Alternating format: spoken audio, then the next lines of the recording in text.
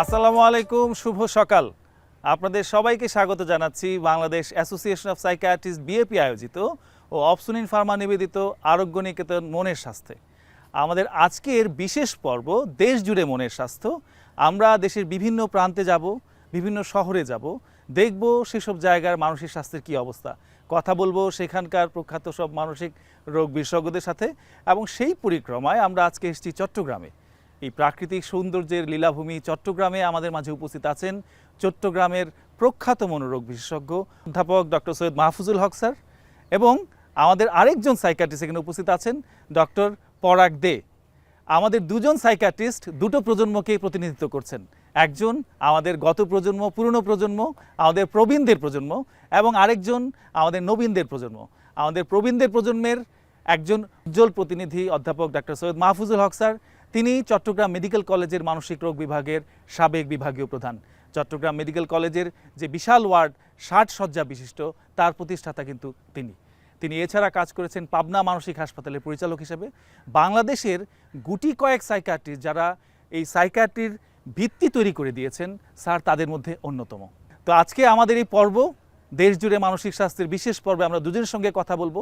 আমরা জানবো চট্টগ্রাম শহরের, চট্টগ্রাম জেলার এই অঞ্চলের মানসিক স্বাস্থ্যের অবস্থা।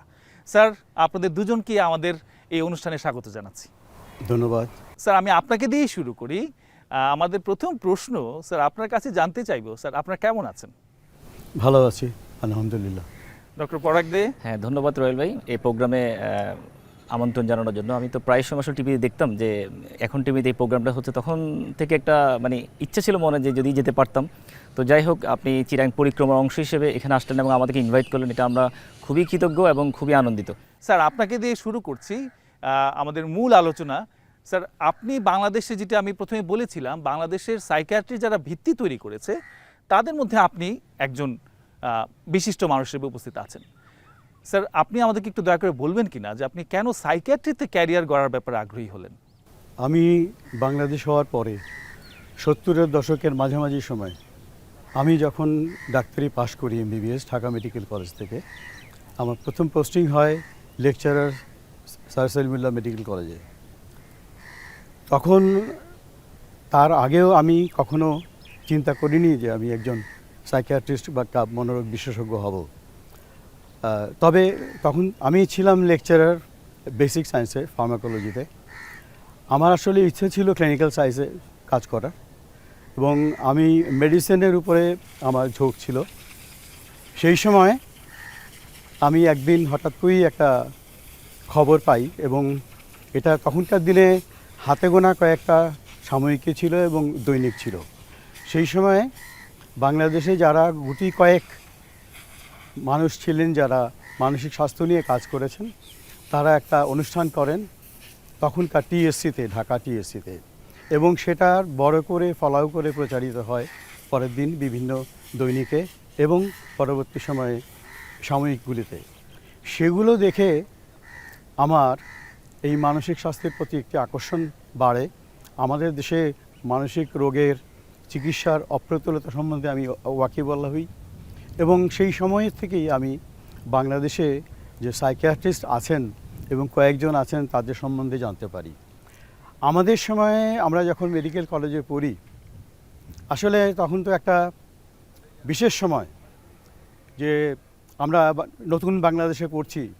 তখন ঢাকা মেডিকেল কলেজের মতো জায়গাতেও একজন মাত্র সাইকিয়াট্রিস্ট ছিলেন, এবং আমরা কোনো রেগুলার ক্লাস পাইনি সাইকিয়াট্রিতে। আমাদের আউটডোরে শুধু একটা রুম ছিল, যেখানে আমাদের তখনকার সাইকিয়াট্রিস্ট যিনি সহযোগী অধ্যাপক ছিলেন উনি বসতেন। এই সাইনবোর্ডটা দেখেছিলাম, এর বাইরে ঢাকা মেডিকেল কলেজে আমার কোনো জানা ছিল না যে সাইকিয়াট্রি ডিপার্টমেন্ট চলে। যাই হোক, তখন আমার যখন মনে হলো যে আমি ক্যারিয়ার করতে চাই, তখনই এই সাইকিয়াট্রির কথাটা আমার মনে আসে। এবং পরবর্তী সময়ে আমি তখনকার আইপিজিএমআর, যেটা এখন বাংলাদেশ মেডিকেল ইউনিভার্সিটি, সেখানে যে চেয়ারম্যান ছিলেন, যিনি তখন head of the department, professor Nazimuddoula Chowdhury sir, তার সঙ্গে আমি দেখা করি এবং আমার ইচ্ছার কথা ওনাকে বলি। উনি খুব আনন্দের সঙ্গে আমাকে অ্যাকসেপ্ট করেন যে হ্যাঁ, খুব ভালো হয় যদি আমরা তো চাই যারা এই বিষয়ে পড়াশোনা করতে চায় সেই ধরনের লোক আমাদের কাছে আসুক। কিন্তু সেই সময়ে সাইকিয়াট্রির পোস্ট ছিল না, ট্রেনিং নেওয়ার মতো উপযুক্ত পোস্ট বেশি ছিল না। আইপিজিএমআরে যে পোস্টটা ছিল সেটাও তখন একজন ছিলেন, সেখানে আমাকে নেওয়া যাচ্ছিল না। উনি তখন পরে সাজেস্ট করলেন যে প্রফেসর হেদায়েতুল ইসলাম, উনি তখন সুপারিনটেনডেন্ট পাবনা মেন্টাল হসপিটাল, পরবর্তী কালে এটা ডাইরেক্টর হয়, ওনার সঙ্গে দেখা করতে আমি ওনার সঙ্গে দেখা করি এবং পরবর্তী সময়ে জাস্ট ট্রেনিংয়ের খাতিরে যে ট্রেনিং শুরু করতে হবে, আমি লেকচারার থেকে পরবর্তী সময়ে ওখানে সিএ ক্লিনিক্যাল অ্যাসিস্ট্যান্ট পাবনা মানসিক হাসপাতাল হিসেবে জয়েন করি। ওখানে কয়েক মাস থাকার পরই আমি আইপিজিএমআরের অ্যাসিস্ট্যান্ট রেজিস্ট্রার হিসেবে আসি, ধরেন ৭৭-এর প্রথমার্ধে, এবং সেই থেকে এবং ৭৮ থেকে ৮০ পর্যন্ত আমি ওখানে পোস্ট গ্রাজুয়েট কোর্স করি এবং পাশ করার পরেও আমি বেশ কিছুদিন আইপিজিএমআরে কর্মরত ছিলাম। এইভাবে আমার এটার জার্নি। তো সাইকিয়াট্রিস্ট হওয়ার পিছনে আমি প্রথমেই বলেছি অবদান চলে আসে আমাদের প্রফেসর নাজিমুদ্দিন চৌধুরী স্যারের এবং প্রফেসর হিদায়াতুল ইসলাম স্যারের এবং আরও অন্যান্য যারা শিক্ষক তখনকার দিনে ছিলেন, সবার সঙ্গেই আমার কাজ করার সৌভাগ্য হয়েছিল। আপনি প্রশ্ন করেছিলেন আসলে কিভাবে আসলাম, আশা হয়ে আমি কিভাবে সাইকিয়াট্রিস্ট হলাম সেটাও বললাম। ধন্যবাদ স্যার, খুব চমৎকার একটা স্টোরি। তো স্যার, আমার একটা সম্পূরক প্রশ্ন, বাংলাদেশের মানসিক স্বাস্থ্য সেবাকে আপনি খুব কাছ থেকে দেখেছেন প্রায় 5 দশক। এই 5 দশক পরে স্যার আপনার উপলব্ধি কি? আপনি কি স্যার রিগ্রেট করেন, নাকি আপনি এটা নিয়ে গর্বিত আপনার এই সাইকিয়াট্রির ক্যারিয়ার নিয়ে? স্যার, আমি কখনোই কোন জিনিস নিয়ে রিগ্রেট করি না, কারণ আমি এসেছি ইচ্ছা করে, আমি বুঝে শুনেই এসেছি এবং চাহিদার ব্যাপার একটা আছে মানুষের জীবনে। আমি সাইকিয়াট্রিস্ট হলে প্রচুর বিত্তশালী হয়ে যাব এরকম আমি কোনোদিন চিন্তা করিনি, কিন্তু আমি যে পেশায় থাকব সেই পেশাকে আমি ধারণ করতে পারবো, এই পেশার প্রতি আমার দায়িত্বশীল থাকতে পারবো, এই পেশায় নিয়োজিত থেকে আমি কিছু দিয়ে যেতে পারবো এই সমাজকে, সেটা আমার ভেতরে ছিল। এবং আমি মনে করি আমার ছাত্র এবং সেই সঙ্গে আমার যারা রোগী আছেন তারা উভয়ই, এরা যদি না থাকতো তাহলে আমার থাকা বৃথা হতো। আমি এখনও মনে করি যে আমি আমার রোগীদের প্রতি সংবেদনশীল, আমি এখনও আমার ছাত্রদের কথা মনে করি এবং তারা এখন অনেক ভালো ভালো পর্যায়ে আছেন, আমি গর্ববোধ করি তাদের জন্য এবং এটা আমার নিজের একটা পাওয়া, অনেক বড় পাওয়া, সেই জন্য আমি কখনোই রিগ্রেট করি না এই ব্যাপারটা। স্যার অসংখ্য ধন্যবাদ। আমরা আশা করি আপনি বাংলাদেশের মানসিক স্বাস্থ্যকে আরও অনেক কিছু দিয়ে যাবেন, আপনাদের কাছে আমরা আরও অনেক কিছু পাওয়ার আছে। আর স্যার আপনার কাছে আবার আসবো, আমরা যাচ্ছি ডক্টর পরাগ দে আপনার কাছে। আমরা কিন্তু জানি যে আপনি সিলেট মেডিকেল লেখাপড়া করেছেন এবং বিএমইউতে আপনি সাইকিয়াট্রিতে পোস্ট গ্রাজুয়েশন করেছেন, এমডি করেছেন এবং সেখানে খুব ভালো রেজাল্ট করেছেন। আমার জানা মতে আপনি হয়তো সামনে গোল্ড মেডেলও পেতে পারেন। তো আপনার কাছে জানতে চাইবো আপনার গল্পটা, আপনার এই মানসিক স্বাস্থ্য বিষয়ে পড়াশোনা করার ইচ্ছাটা কি শুরু থেকেই ছিল, না কোন ঘটনা প্রবাহে আপনি এখানে এসে পৌঁছেছেন? আসলে আমার ব্যাপারটা একটু ইন্টারেস্টিং। আমি প্রথম বিসিএস দিয়ে মাটিরাঙ্গা হেলথ কমপ্লেক্সে জয়েন করি খাগড়াছড়ির। তো ওইখানে আমি অনেক কাজ করতাম, অনেক পেশেন্ট দেখতাম, হাসপাতালে অনেক সময় দিতাম, কিন্তু একটা পর্যায়ে এসে মনে হলো না সব বন্ধুবান্ধব পরিবেশে যাচ্ছে তো আমারও যাওয়া উচিত, কিন্তু বাট পড়ার কোনো সুযোগ পাচ্ছিলাম না। তো প্রথমবার পরীক্ষা দিলাম এমডি, পালমোনারি চয়েস দিলাম, তো ফেইল্ড হলো।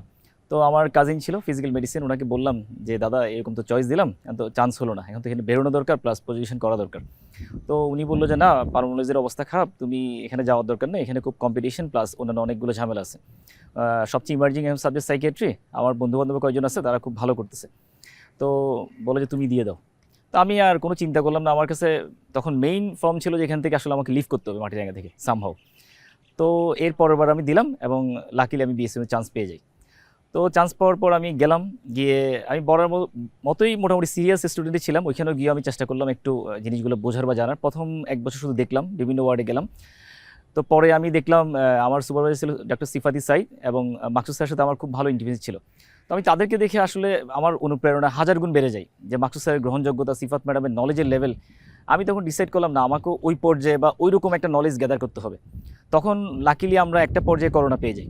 তো করোনার সময় খুব বেশি যে কাজ ছিল এটা বলা যায় না, তখন আমি খুব এক্সটেন্সিভ পরিমাণ স্টাডি করি, আমি অনেকগুলো বই শেষ করে ফেলি। আমার এখনও মনে আছে কোভিড পিরিয়ডে আমি অ্যাস্টালসের 2টা এডিশন শেষ করছি, মোজলে পুরোটাই কভার করলাম এবং অন্যান্য বই শেষ করলাম, এবং এগুলো আমাকে আমার বেসিককে অনেক বেশি এনরিচ করে এবং আমার টার্গেট ছিল, আমি স্যারকে আসার সময় বলতেছিলাম যে আমার কাছে মনে হয় সাইকিয়াট্রিস্টের সবচেয়ে বড় একটা সফলতা যদি সে সাইকোফার্মাটা খুব ভালো মতো রপ্ত করতে পারে, এবং আমি চেষ্টা করছি 100% এই সাইকোফার্মাতে যাতে আমি একটা ভালো রেজাল্ট করতে পারি। এবং আমি মানে নিজেকেই আমি মনে করি যে আমি খুব ভাগ্যবান যে মানে বিএসসিএমতে অনেকগুলো আমি ভালো ভালো সিনিয়র এবং স্যারদেরকে পাই যারা অনেক মানে কোঅপারেটিভ ছিল, আন্তরিক ছিল। অন্য ডিপার্টমেন্টে আমি অনেকগুলো দেখলাম, কিন্তু সাইকিয়াট্রি আমার কাছে সবচেয়ে স্টুডেন্টস ফ্রেন্ডলি, রেসিডেন্ট ফ্রেন্ডলি আমার কাছে মনে হয়, এবং ওইখান থেকে আমি আমার বেসটা তৈরি করতে পারি। আচ্ছা, তাহলে বোঝা যাচ্ছে যে আপনি সাইকিয়াট্রিতে ক্যারিয়ার করার ব্যাপারে শুরুতে আপনি খুব একটা আগ্রহী ছিলেন না, ঘটনাচক্রে আপনি চলে এসেছেন, তো এখন এসে সাবজেক্টটাকে ভালোবেসেছেন। জি। এখন সামনের পথটা কেমন দেখছেন, আপনি কতটা এনজয় করছেন? কারণ আপনি এখন চট্টগ্রাম শহরের ইয়াং সাইকিয়াট্রিস্ট যারা বেশ জনপ্রিয় হচ্ছে তাদের মধ্যে আপনি একজন। তো আপনার সামনের পথটা সম্পর্কে আপনার এখনকার ধারণা কি, কি চিন্তা করছেন? হ্যাঁ, আমি প্রথম চিরাং যখন আসি তখন আমি চট্টগ্রাম মেডিকেলে জয়েন করি 2023 সালে।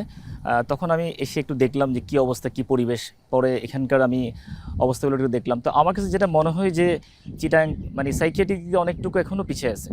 বিশেষ করে আমাদের চিটাং যদি বিভাগটা ধরি, যে চিটাং বিভাগের মধ্যে অনলি কুমিল্লা এবং চট্টগ্রাম জোন ছাড়া কিন্তু আর কোনো খুব একটা মেডিকেল কলেজে সাইকিয়াট্রিক কোনো বেস নেই। তো দেখা যায় আমাদের এখানে প্রচুর রাশ হয়, এবং খুব বেশি পরিমাণ যে পেশেন্টের আমরা কথা শুনতে পারি তা না। তো আস্তে আস্তে করে আরও সামনের দিকে যাওয়ার পরে আমরা সাইকিয়াট্রিতে অনেকজন পাশ করে আসে, এবং আমাদের আউটডোরটা অনেক এনরিচ হয়, এবং আমরা রোগীদের একটু সময় দেওয়ার চেষ্টা করি।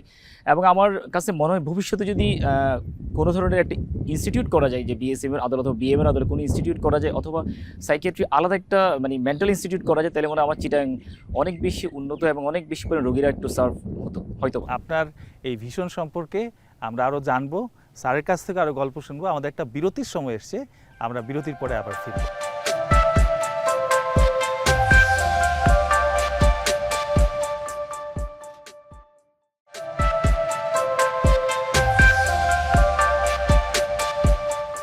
দর্শক, ফিরে আসলাম বিরতির পর আরোগ্য নিকেতনের বিশেষ পর্ব দেশ জুড়ে মানসিক স্বাস্থ্যে। স্যার, আবার একটু গল্প করি আপনার সাথে। স্যার, আপনি চট্টগ্রাম মেডিকেল কলেজে যখন আসলেন, বা এই চিটং শহরে যখন আসলেন, আমরা সেই অভিজ্ঞতার কথা শুনতে চাচ্ছি স্যার, যে তখন চট্টগ্রাম শহরের বা এই চট্টগ্রাম অঞ্চলের মানসিক স্বাস্থ্যের কী অবস্থা ছিল, এবং এই যে বললাম প্রায় 5 দশক পরে স্যার এখন কেমন দেখছেন? আমি চট্টগ্রামে আসি সম্ভবত 89 সালে। তার আগে আমি 2-3 বছর বিভিন্ন মেডিকেল কলেজে অল্প দিনের জন্য স্বল্পস্থায়ী কাজ করেছি। 1989 সালে আমি যখন আসি, আমি এসে দেখি কেউ নেই মানে সাইকিয়াট্রিস্ট নেই। আমার আগে যিনি ছিলেন প্রফেসর আহমেদ আব্দুল মনিব, উনি সিলেটে বদলি হয়ে গেছেন। মেডিকেল কলেজে সাইকিয়াট্রিস্ট শূন্য, একজন মেডিকেল অফিসার ছিলেন, উনি দেখভাল করতেন, এবং একজন অ্যাসিস্ট্যান্ট রেজিস্ট্রার ছিলেন, উনি বেশ কিছুদিন যাবতীয় ওইখানে কাজ করছিলেন আর কি। এই হলো অবস্থা। তো আমি আসলে তখন বাংলাদেশে আমাদের সাইকিয়াট্রিস্টের সংখ্যা হাতে গোনা 10 জনের মতো। তো এই 10 জনের মধ্যে আমি সবার ছোট ছিলাম তখন। তো আমার প্রথম দায়িত্ব ছিল এখানে একটা নতুন হাসপাতাল করা। এখানে বলা ভালো যে চট্টগ্রাম মেডিকেল কলেজ হাসপাতালের জন্যে একটা মানসিক ওয়ার্ড ছিল একসময়, সেটা জেনারেল হাসপাতালে। আচ্ছা, এবং মেডিকেল কলেজে? হ্যাঁ, এটা মেডিকেল কলেজের অংশ ছিল, কিন্তু এটা ছিল সেই আপনার জেনারেল হাসপাতালে, এবং ওখানে অনেক বেডও ছিল। এবং তখন ওখানে দেখাশোনা করতেন প্রফেসর এস.ইউ. আহমেদ। উনি পরে সিলেটে যান এবং পরবর্তী সময়ে উনি প্রয়াত হন। যাই হোক, উনি চলে যাওয়ার পরে এবং তারপরে যে মনির সাহেব আসলেন, কিন্তু উনিও চলে যাওয়ার পরে নতুন মেডিকেল কলেজ হাসপাতাল চত্বরে আমাদের ডিপার্টমেন্ট খোলা হয়নি।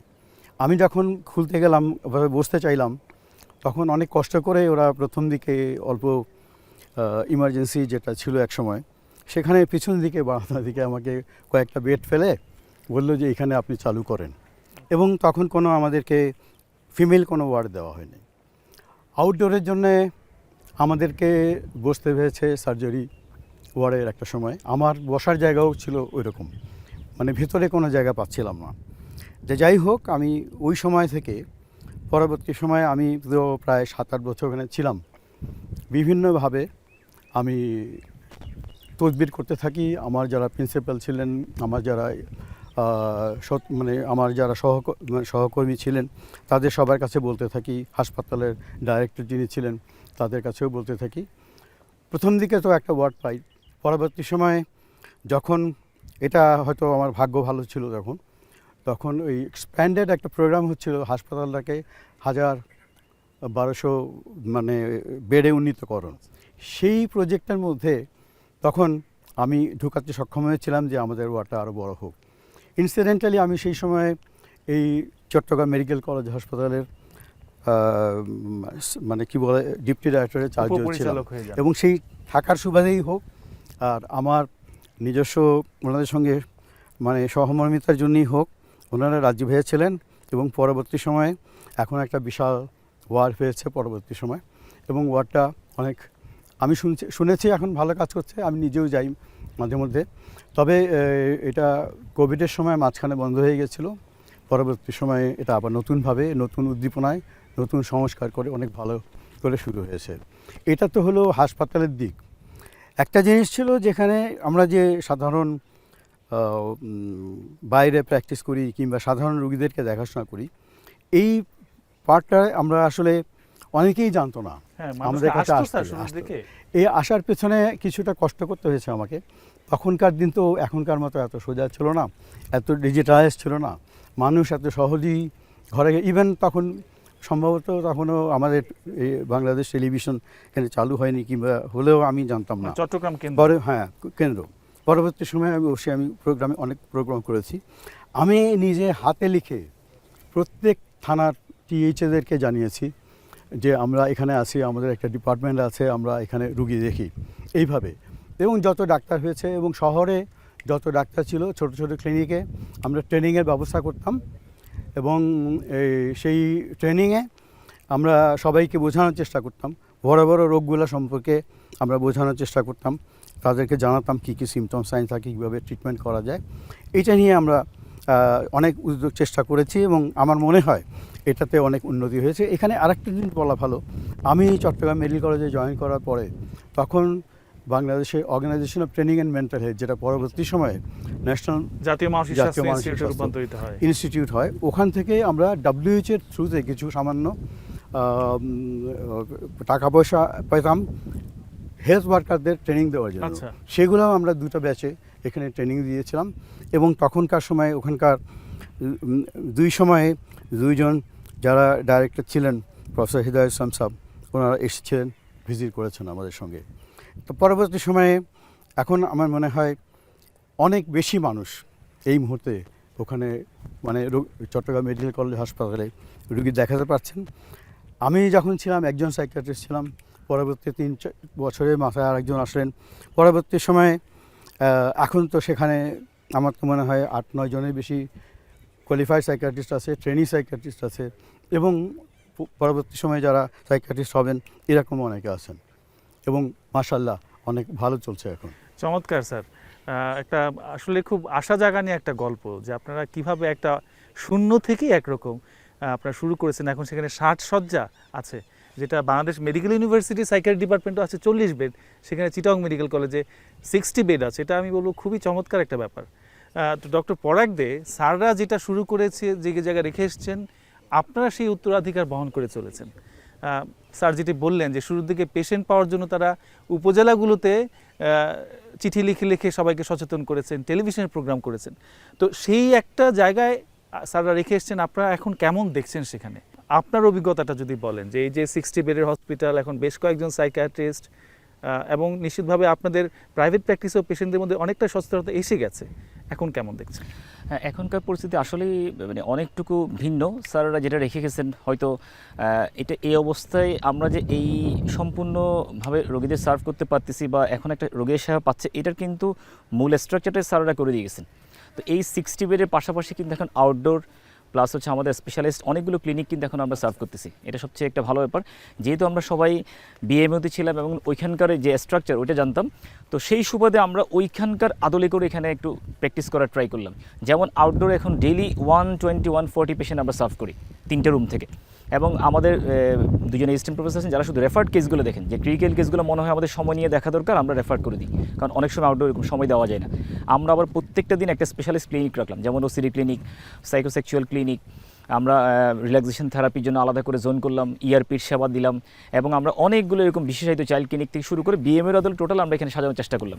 বিশেষ করে আমাদের বর্তমান যে বিভাগীয় প্রধান পঞ্চানন স্যার, উনি ঠিক ওই আদলে আমাদের নির্দেশনা দেন, এবং আমরা আমাদের টোটাল যে ইনপুট, রোগীদেরকে ডাইভার্স করা বা সেবা দেওয়ার, এই জিনিসগুলো আমরা টোটালি এখানে ইমপ্লিমেন্ট করার ট্রাই করলাম। এখন আমার মনে হয় কি এখন আমরা সর্বোচ্চ সম্ভবত খুব ভালো অবস্থায় আছি। আমি একটু প্রশ্ন করব যে যেটা মেডিকেল কলেজে খুবই সম্ভব, লায়াজো সাইকিয়াট্রি, অর্থাৎ অন্যান্য ডিসিপ্লিনের যেসব পেশেন্টদের অনেক রকম সাইকিয়াট্রিক সমস্যা থাকে, বা আমাদের সাইকিয়াট্রিক পেশেন্টদেরও অনেক রকম ফিজিক্যাল কোমরবিডিটিস থাকে, তো সেই লায়াজোটা কেমন? অন্যান্য ডিপার্টমেন্ট কি তাদের বিভিন্ন সাইকিয়াট্রিক সমস্যা আপনাদেরকে ডাকে, বা আপনারা অন্যান্য ডিপার্টমেন্টের সঙ্গে আপনাদের সেই সম্পর্কটা কেমন আছে? হ্যাঁ, এখানে খুবই ভালো, যেহেতু আমরা চিটাং মেডিকেলের মতো জায়গাতে খুব ভালো অবস্থানে আছি, এবং আমাদের সাথে অন্যান্য ফ্যাকাল্টি এবং অন্য ডিপার্টমেন্টের সাথে খুব চমৎকার ব্যক্তিগত রিলেশন আছে। তো তারা যখনই কোনো ধরনের সাইকিয়াট্রিক কোনো অর্গানিক কেস সাসপেক্ট করেন অথবা এই ধরনের দেখেন, তারা সাথে সাথে কিন্তু আমাদের কল করেন। এবং আমরাও দেখা যায় কি কোনো একটা মানে সাইকিয়াট্রিক মরবিডিটির পাশাপাশি অন্য কোনো ধরনের কোনো প্রবলেম দেখি, সাথে সাথে আমরা অন্য ডিপার্টমেন্টকে ইনভলভ করার ট্রাই করি, এবং সেক্ষেত্রে আমরা বলবো যে ডিপার্টমেন্টের আন্তঃসম্পর্কগুলো খুবই ভালো, এবং আমরা পারস্পরিক সমঝোতার ভিত্তিতেই কিন্তু আমরা এই লায়ো সাইকিয়াট্রিকে খুব ভালো অবস্থানে নিয়ে যেতে পারলাম। আচ্ছা, তো এখন আমি আপনার কাছে আরেকটু জানার ইচ্ছা আছে আমার, যে সেটা হচ্ছে যে এখন মেডিকেল স্টুডেন্টদের মধ্যে আমরা আস্তে আস্তে শুনছিলাম যে এখন ইন্টিগ্রেটেড ক্লাস হচ্ছে, সেখানে অন্য ডিসিপ্লিনের মানুষরাও থাকে, এবং স্টুডেন্টদের কোর্স কারিকুলামের মধ্যে আন্ডার গ্র্যাজুয়েটে এখন স্যার যেটি বলছিলেন যে স্যার যখন আন্ডার গ্র্যাজুয়েট ছিলেন, স্টুডেন্ট ছিলেন, তখন সেখানে ইভেন কোনো ফর্মাল ক্লাসও হতো না। এখন সেখানে আমরা অনেক রকম ক্লাসের ব্যবস্থা দেখতে পাচ্ছি, পরীক্ষার ব্যবস্থা দেখতে পাচ্ছি। স্টুডেন্টদের অবস্থা কি, তারা সাইকিয়াট্রি কতটা এনজয় করছে বলে আপনার মনে হয়? আমার কাছে যেটা বেসিক্যালি, আমি থার্ড ইয়ার ফোর্থ ইয়ার অনেকগুলো টিউটোরিয়াল বা ছোটো ছোটো ক্লাস নিয়েছিলাম, এবং লাস্ট আমি একটা ইন্টিগ্রেটেড ক্লাসে গেলাম। আমি খুব অবাক হলাম, এই ইন্টিগ্রেটেড ক্লাসে আমাদের একটা টপিক ছিল সাইকিয়াট্রি, মেইনলি এটার মানে অর্গানাইজ ছিল ডেলিরিয়াম অ্যান্ড ডিমেনশিয়া। তো আমরা আমাদের পার্টটা প্রেজেন্ট করলাম, নিউরোলজি প্রেজেন্ট করলো, মেডিসিন প্রেজেন্ট করলো। স্টুডেন্টরা এত সুন্দর ফিডব্যাক দিল, আমরা একটা কোয়েশ্চেন করে দিই ক্লাসের পরে, আমি খুব অবাক হলাম। আমরা তো মানে গ্র্যাজুয়েট লেভেলে তো সাইকিয়াট্রি আসলে 5টা টপিক্স বাদে কিছু জানতাম না, এবং তারা এত সুন্দর আনসার করলো, আমি মানে অভিভূত। তো এটাই কিন্তু প্রমাণ করে যে সাইকিয়াট্রির গ্রহণযোগ্যতা, প্লাস তাদের জানার আগ্রহ, প্লাস হচ্ছে এই নিয়ে অ্যানালাইসিস করার মতো মনে হয় অবস্থারও চলে গেছে। এবং আমি আরও অবাক হই যখন তারা ক্লাসগুলো থেকে ফিডব্যাক পাই, তারা নিজেদের সমস্যাগুলো নিজেরাই ট্রেস করে, এবং অনেকজন মাঝে মাঝে চলে আসে যে আমার তো এই সিমটমগুলো আমি পাচ্ছি, প্লিজ একটু ইভ্যালুয়েট করে দেখেন। আমি তখন খুব আনন্দিত বোধ করি যে না, স্টুডেন্টরা এখন ওসিডি বুঝে, প্লাস তারা অ্যাডজাস্টমেন্ট ডিসঅর্ডারগুলো বুঝে, অথবা ডিপ্রেশন তো তারা বুঝেই। আমাদের সময় তো আমরা ডিপ্রেশন মানে মনে করতাম যে মন খারাপ, বাট এটার যে এত ভ্যারাইটি, এত এক্সটেন্সিভ একটা পার্ট, এই জিনিসগুলো তারা এখন অলরেডি বুঝে গেছে। তো আমি আশা করি তাদের থেকে যদি একটা বড় পোর্শন আসে, আমরা অনেক মনে কি এনরিচড হব। থ্যাংক ইউ ডক্টর পরাগ দে। স্যার, আপনাকেও ধন্যবাদ। আমাদের আরেকটা বিরতির সময় এসেছি, বিরতির পরে স্যার আপনাদের কাছ থেকে আরও অনেক কিছু শুনবো।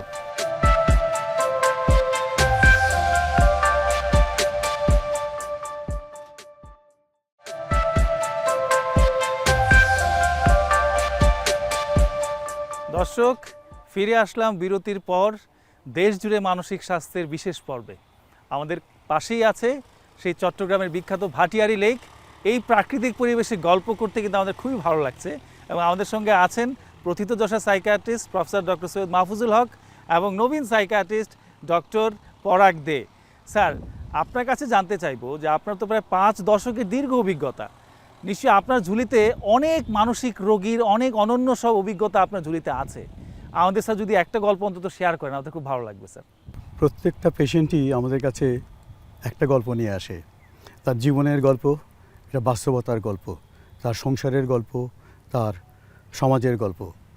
আমি আজকে যে গল্পটা বলবো, এটা আমার জীবনে দাগ কেটেছিল, এবং এটা আমাদের, বিশেষ করে আমরা যারা সাইকিয়াট্রিস্ট এবং এই পেশায় জড়িত, তাদের সবার জন্যেই প্রযোজ্য হবে। তখন আমি নতুন সাইকিয়াট্রিস্ট হিসাবে রংপুর মেডিকেল কলেজে সহকারী অধ্যাপক হিসাবে জয়েন করেছি।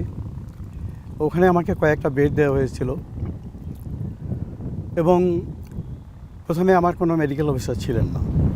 যাই হোক, প্রথম দিকেই আমার মনে হয় সেটা 2-3 মাসের মাথায় একজন রুগী আসলো। আমরা সবাই তখন জানি স্কিজোফ্রেনিয়া একটা বড় মারাত্মক রোগ, যেটা বইয়ের ভাষায় অনেক গুরুতর একটা রোগ, অনেক দিন ধরে চলে, ওষুধ না করলে ভালো হয় না, ওষুধ সারা জীবন খেয়ে যেতে হয়, এই ধরনের।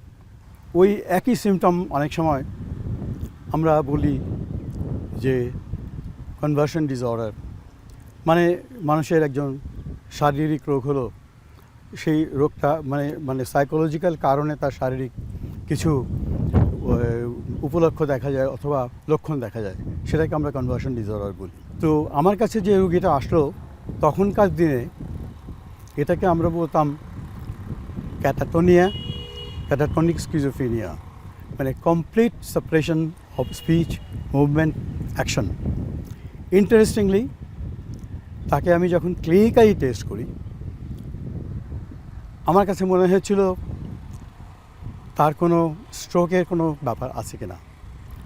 আমি জার্স দেখি এক্সাজারেটেড, ওয়ান সাইডেড হেমিপ্লেজিক মনে হয়, কিন্তু হিস্ট্রি উনি খুব ইয়াং একজন প্রফেশনাল, মানে ডাক্তার ছিলেন, এবং এটাকে আমি অর্গ্যানিক না এটা প্রমাণ করার জন্য পরবর্তী সময়ে আমি ওই মেডিকেল কলেজের প্রথমে একজন মেডিকেল কলেজ একজন অধ্যাপক দেখলেন, পরবর্তী সময়ে ওই মেডিকেল কলেজে তখন 6 জন প্রফেসর অফ মেডিসিন ছিল, যে সময় অনেক বেশি। প্রফেসর তাহের ছিলেন, উনি পরবর্তী সময় ভাইস চ্যান্সেলর হয়েছিলেন, উনি হেড অফ দ্য ডিপার্টমেন্ট ছিলেন। আমরা 6 জনে বসে এই রুগীটাকে দেখলাম, দেখে আমরা কোনো কুল কিনারা পাচ্ছি না। আমার প্রথম ক্লিনিক্যাল ডায়াগনোসিস কী ছিল ক্যাটাটনিক স্কিজোফ্রেনিয়া, কিন্তু আমি তখন সাহস পাইনি শুধুমাত্র ওইটার উপরে বেস করে চিকিৎসা করার জন্য। প্লাস ওই সময়ে এটার জন্য যেই চিকিৎসাটা খুব ভালো হতো, যেমন সিটি, এই ধরনের জিনিস, এই ব্যবস্থাও আমার ছিল না। আমি সবার মতামত নিয়ে এই পেশেন্টকে আমরা তখনকার তদানীন্তন IPGMR-এ পাঠাই এবং মেডিসিনই যায়, এবং বলা বাহুল্যই এটাকে মেডিসিন ওয়ার্ডেই ভর্তি করে ওখানে। এবং পরবর্তী সময়ে আমি খোঁজ নিয়ে দেখি সেই রোগীটা মেডিসিন ওয়ার্ডে বেশ কিছুদিন ছিল, এবং আলটিমেটলি তাকে স্কিজোফ্রেনিয়া বলেই আবার আমাদের সাইকিয়াট্রি ডিপার্টমেন্টে চিকিৎসা করা হয় এবং উনি ভালো হয়ে যান। তো এটা বলার একটা উদ্দেশ্য হচ্ছে এখানে যে অনেক সময় আমরা প্রথমে খুব কনফিডেন্ট থাকলেও কিছু কিছু সিমটমস আছে যেগুলোকে আমাকে নাড়া দিয়ে যায়, হয়তো এটা অর্গ্যানিক হতে পারে। সেই সময় আমার পক্ষে ওখানে বসে ডায়াগনোসিস করা সম্ভব ছিল না, কারণ তখনকার দিনে সিটি অথবা মানে MRI তো দূরের কথা, এগুলো কোনোটাই ব্যবস্থা ছিল না। পরবর্তী সময়ে IPGMR-এর মতো জায়গায় এসেও এই ডায়াগনোসিস করতে আমার লেগেছিল 2 সপ্তাহের বেশি। সুতরাং এটা এরপর থেকে আমি অন্তত যে কোনো পেশেন্টকে সাইকোলজিক্যাল বলার আগে আমি 10 বার চিন্তা করি তার কোনো ফিজিক্যাল ইলনেস আছে কি নেই। যদি থাকতো এই রোগীকে, আমি যদি চেষ্টা করতাম তাহলে তো ক্ষতি হয়ে যেতে পারত, কিন্তু সময় ক্ষেপণ হলেও রুগীরা বেঁচে গেছেন, রুগী ভালো হয়ে গেছেন, এটা আমাদের কাছে একটা বড় কথা। আরেকটা গল্প আমি বলি, এটা আমার এক বন্ধুর ভাবির কথা।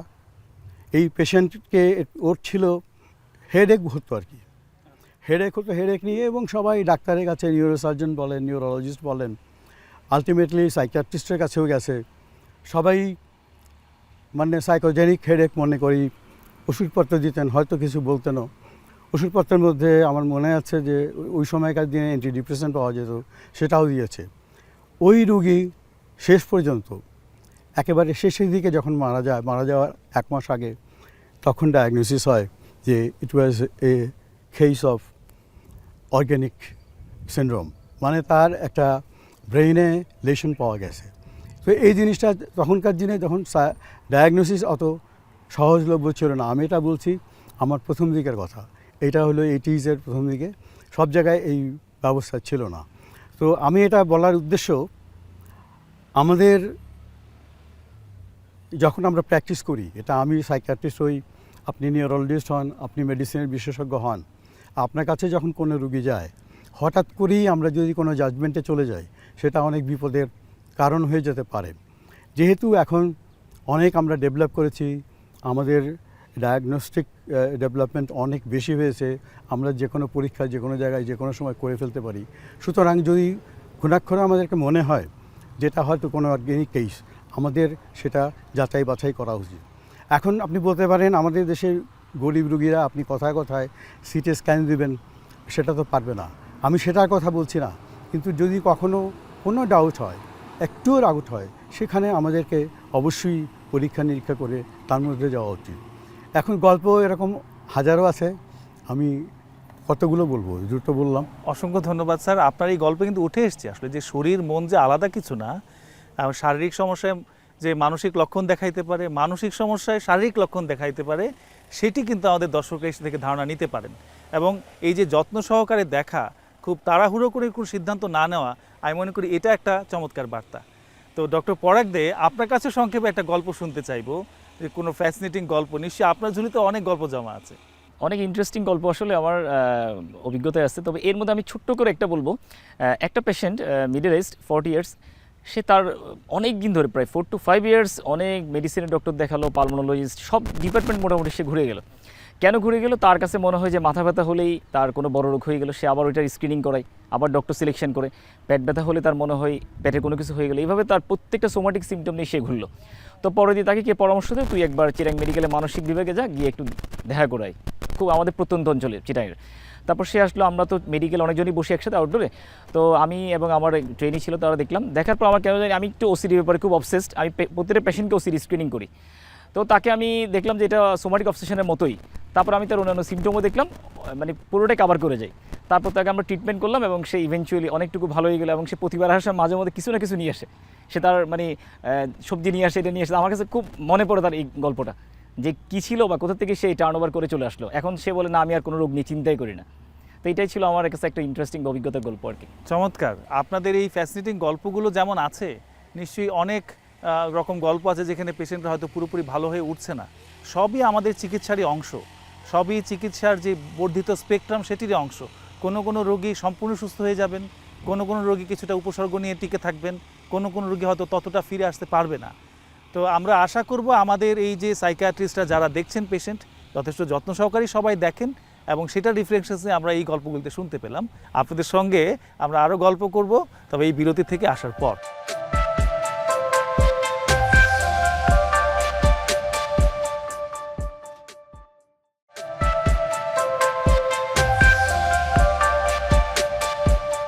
দর্শক, ফিরে আসলাম বিরতির পর। অপসুনিন ফার্মা নিবেদিত আরোগ্য নিকেতনের বিশেষ পর্ব, দেশ জুড়ে মানসিক স্বাস্থ্যে। আমরা আছি চট্টগ্রামে, এবং আমার পিছনে কি চমৎকার পাহাড় এবং লেকের এক প্রাকৃতিক সৌন্দর্য। এবং আমাদের মাঝে আছেন আমাদের অত্যন্ত শ্রদ্ধেয় প্রফেসর ডক্টর সৈয়দ মাহফুজুল হক এবং ডক্টর পরাগ দে। স্যার, আমরা একদম শেষ ভাগে এসে পৌঁছেছি।